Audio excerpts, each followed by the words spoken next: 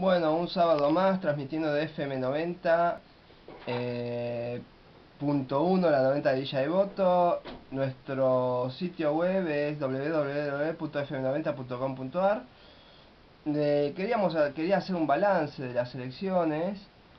Eh, yo la evaluación que hago, la información que tengo, hubo gente de Randazzo en la provincia de Buenos Aires que estuvo en la primera vuelta estuvo repartiendo las boletas cortadas con Vidal y Macri. Hubo gente hablé el lunes después de las elecciones con gente que vino de Córdoba y me dijo que no hubo ni medio fiscal del FPV en Córdoba, así que hicieron lo que quisieron con las boletas del FPV y posiblemente ganó Scioli. Pero Scioli, en vez de esperar un recuento serio como quería Zanini, que quería el recuento, pedía el recuento de los votos de Córdoba, que había que esperar, él se apuró a asumir la derrota. Yo pensé que Scioli se iba a retirar de la política después de todo esto, y Scioli, no sé, ahora tiene pretensiones de ser el jefe del PJ, etcétera. En el medio, Margarita Stolbizer y Massa ya cerraron, le están entregando, ya negociaron con el PRO en la provincia de Buenos Aires. Y yo creo que el arreglo es, bueno, cada ley que me voten ustedes es tanto para cada brazo levantado. Más o menos así. Ese es un poco el escenario que yo tengo. Inclusive conozco militantes que se cruzaron con los militantes de Massa en la primera vuelta y decían, ¿qué estás entregando? Estoy entregando esto. ¿Y cómo puede ser? Con las boletas de Vidal y de Macri. El PJ traicionó, yo no tengo dudas porque lo que estoy hablando es que el PJ traicionó, Una fracción del PJ. una fracción del PJ traicionó. Sería interesante por qué y cómo fue la traición y por qué fue. O sea, sería interesante hablar de eso, a ilustrar a nuestra audiencia. Vos tenés más información que yo, así que podemos hacer nuestro análisis. Más que, buenos días. Más que información, yo tengo una mirada en perspectiva histórica.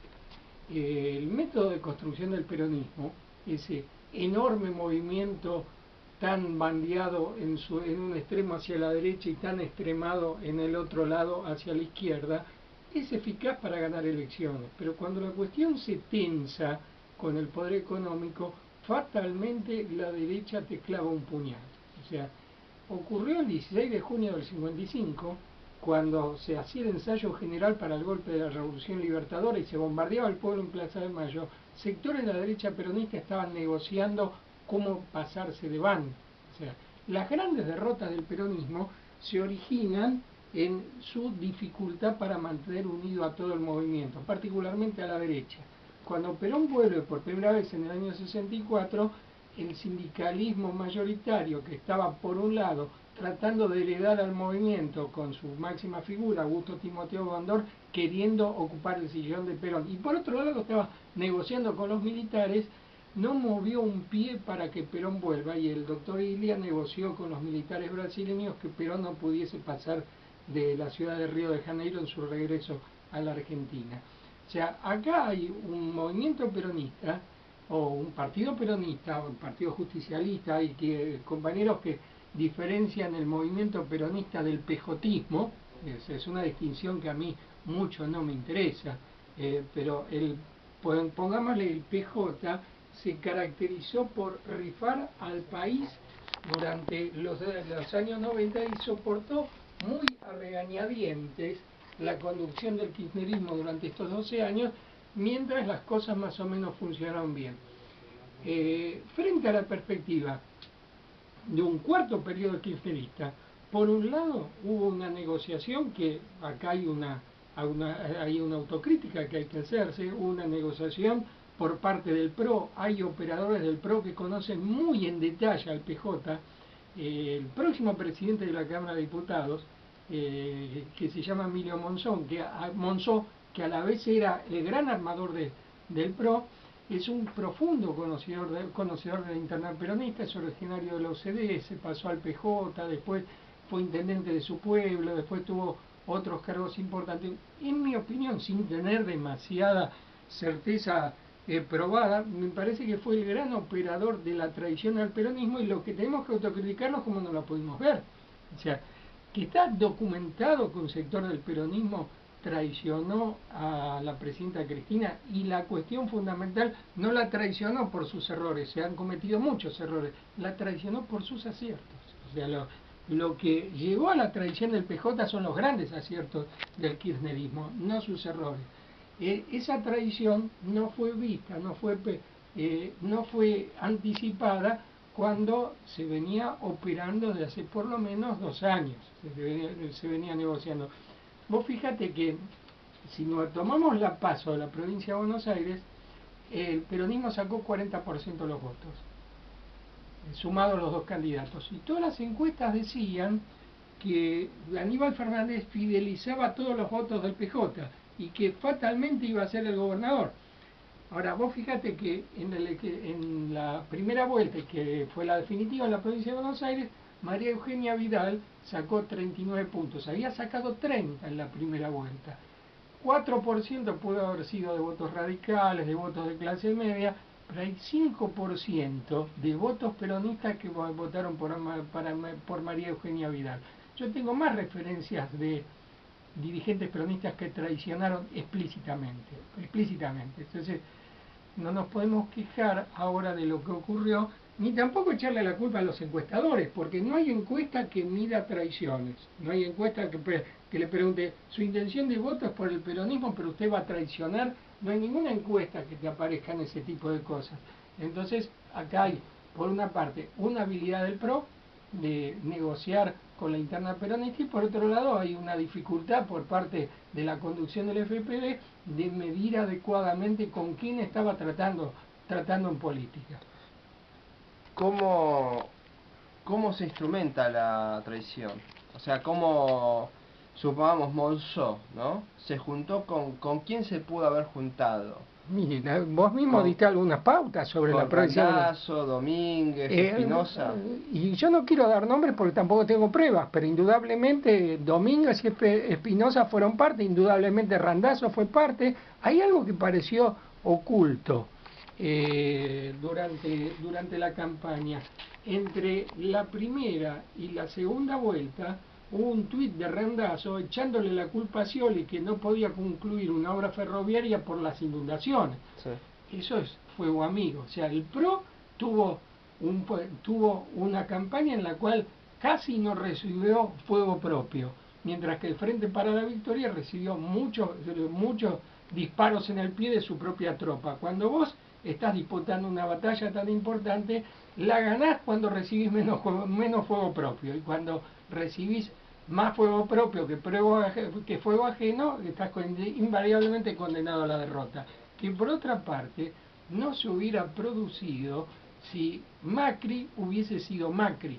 Macri fue presentado como candidato como si no hubiese sido realmente Macri. Era un buen tipo, una mezcla de profeta evangélico y budista, y de playboy simpático, y no decía realmente a quién iba a beneficiar. Yo en una clase discutía con un estudiante, y este decía, yo estoy cansado que se le den beneficios a los sectores más pobres, y quiero más beneficios para los sectores medios y altos.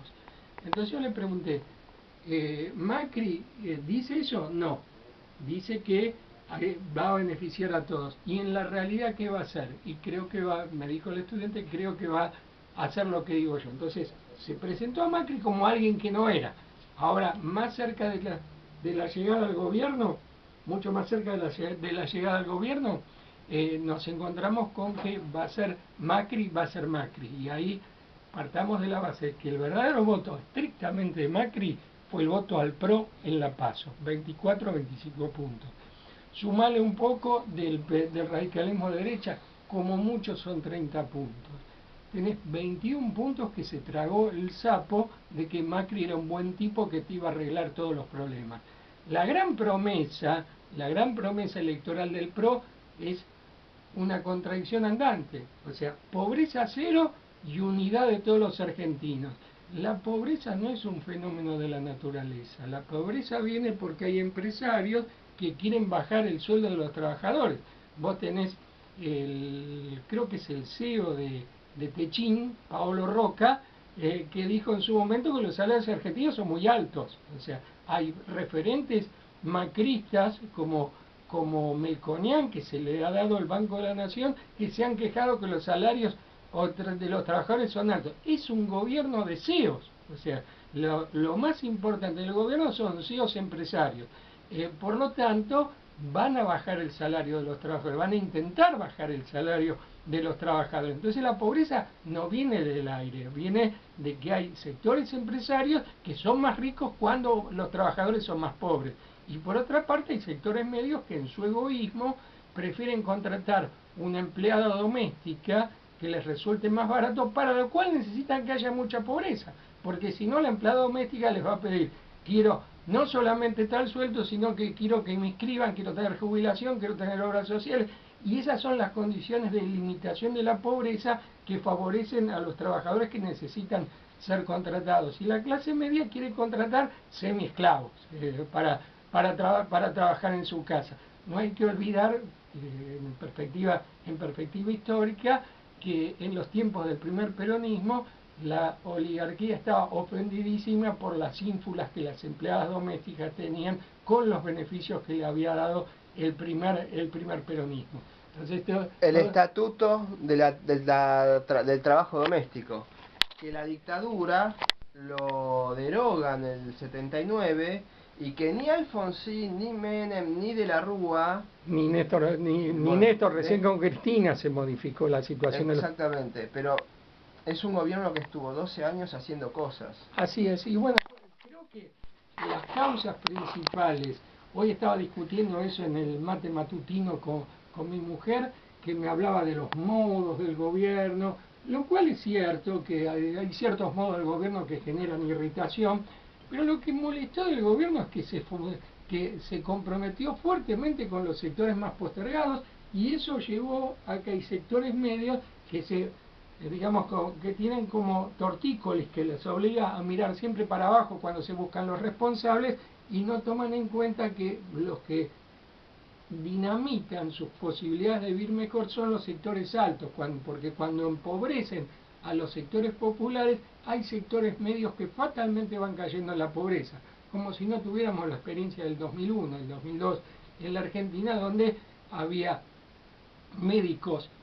había arquitectos, taxistas, había ingenieros que trabajaban de profesores en el secundario, porque no había industria y porque no había desarrollo de la construcción. Todos esos sectores se olvidaron y muchos votaron por Macri, confundiendo su situación de este momento con algo que habían adquirido de una vez y para siempre. Y no es así. Los beneficios que tuvieron muchos sectores medios fueron parte de la construcción más importante del kirchnerismo, y ahora que el kirchnerismo no está, vamos a ver cómo se pueden mantener. Vamos a un tema musical y volvemos.